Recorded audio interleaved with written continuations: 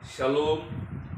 Kita bersyukur pada pagi hari ini kembali kita mendengarkan firman Tuhan yang terambil di dalam Lukas pasal 23 ayat yang ke-26 sampai 34.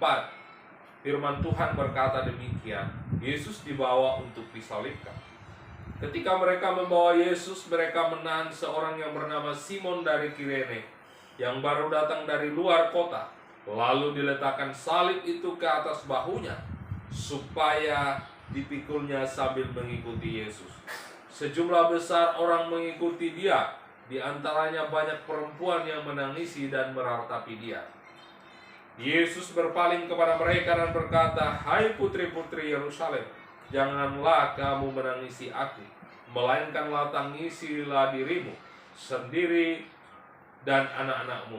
Sebab lihat, akan tiba masanya orang berkata, berbahagialah perempuan mandul dan yang rahimnya tidak pernah melahirkan, dan yang susunya tidak pernah menyusui. Maka orang akan mulai berkata kepada gunung-gunung, runtuhlah menimpa kami, dan kepada bukit-bukit timbunlah kami. Sebab jikalau orang berbuat demikian dengan kayu hidup, apakah yang akan terjadi dengan kayu kering? Dan ada juga digiring dua orang lain, yaitu dua penjahat, untuk dihukum mati bersama-sama dengan dia. Ketika mereka sampai di tempat yang bernama Tengkorak, mereka menyalibkan Yesus di situ, dan juga kedua orang penjahat itu, yang seorang di sebelah kanannya dan yang lain di sebelah kirinya. Yesus berkata, "Ya Bapa, ampunilah mereka, sebab mereka tidak tahu apa yang mereka perbuat." Dan mereka membuang undi untuk membagi pakaiannya. Amin. Bapak Ibu Saudaraku yang diberkati dan dikasihi oleh Tuhan kita Yesus Kristus, tema firman Tuhan kita pada minggu hari ini adalah kekuatan belas kasih. Sekali lagi, temanya adalah kekuatan belas kasih. Beberapa waktu yang lalu, atau beberapa tahun yang lalu, ada sebuah gereja yang megah di Jakarta, di mana di belakang mimbar ada sebuah salib yang menempel di dinding, dan tertulis sebuah tulisan yang kalimatnya begini bunyinya, "Ya Bapa, ampunilah mereka, sebab mereka tidak tahu apa yang mereka perbuat." Bapak Ibu Saudaraku yang terkasih dan diberkati oleh Tuhan Yesus Kristus, maka seorang hamba Tuhan bertanya kepada pendeta gereja, apa alasannya mengapa tulisan ini dituliskan di salib itu?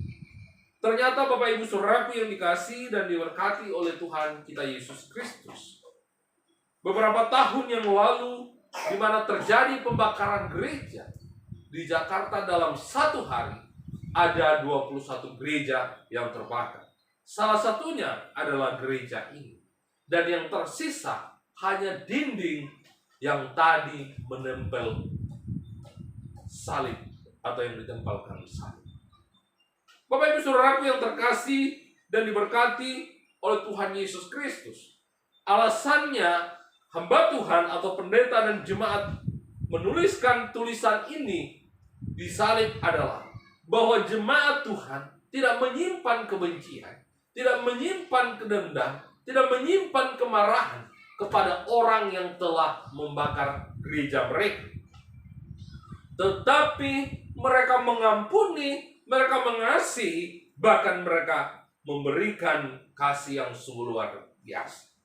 Bapak Ibu Saudaraku yang diberkati dan dikasihi oleh Tuhan kita Yesus Kristus, dalam bagian firman Tuhan yang kita baca dan kita renungkan pada pagi hari ini, kembali kita diingatkan bagaimana peristiwa penyaliban Kristus di kayu salib.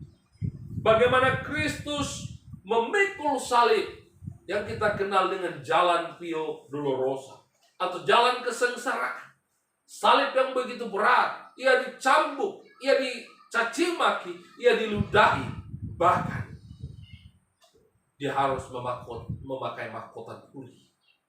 Bapak Ibu Saudaraku yang diberkati dan dikasihi oleh Tuhan Yesus Kristus, ketika dia berada di atas salib, tangannya dipaku, kakinya dipaku, bahkan orang mengolok-olok dia, Tuhan Yesus katakan, "Ya Bapa, ampunilah mereka, sebab mereka tidak tahu apa yang mereka perbuat. Bapak Ibu Saudaraku yang diberkati dan dikasihi oleh Tuhan Yesus Kristus, jika saat ini saya dan saudara mengaku bahwa kita adalah murid Kristus, jika saat ini saya dan saudara mengaku bahwa kita adalah orang percaya, orang Kristen yang hidup di dalam Tuhan, maka seharusnya sikap demikian yang harus kita miliki dalam kehidupan kita.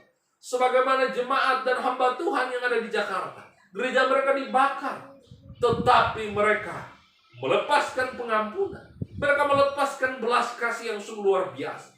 Respon mereka terhadap orang yang menyakiti mereka adalah belas kasihan dan pengampunan.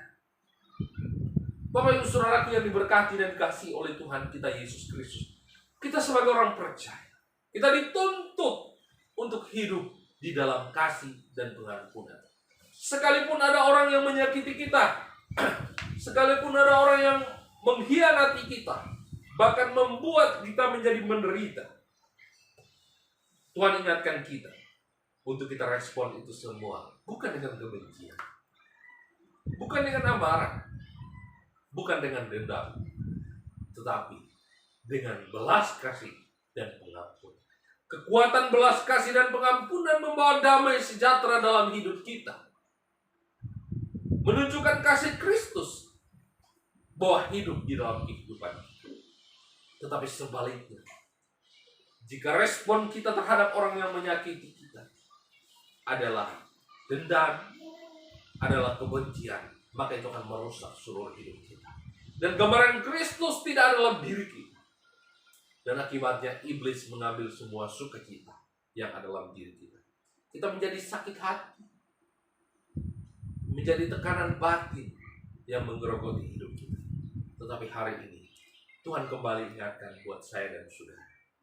Ketika saat ini saudara dan saya disakiti oleh orang lain, disakiti oleh pasangan Anda, disakiti oleh anak-anak Anda, disakiti oleh orang tua Anda, ataupun disakiti oleh teman-teman Anda, maka Tuhan ingatkan buat kita semua, supaya kita merespon itu semua bukan dengan kebencian, bukan dengan dendam, tetapi dengan belas kasih dan pengampunan. Seperti Tuhan Yesus katakan kepada kita semua yang telah menyalibkan Dia. Dia katakan, "Ya Bapa, ampunilah mereka, sebab mereka tidak tahu apa yang mereka lakukan." Kiranya melalui firman Tuhan, kita boleh menjadi orang-orang yang senantiasa hidup di dalam kasih dan pengampunan. Tuhan Yesus memberkati kita semua. Amin. Shalom.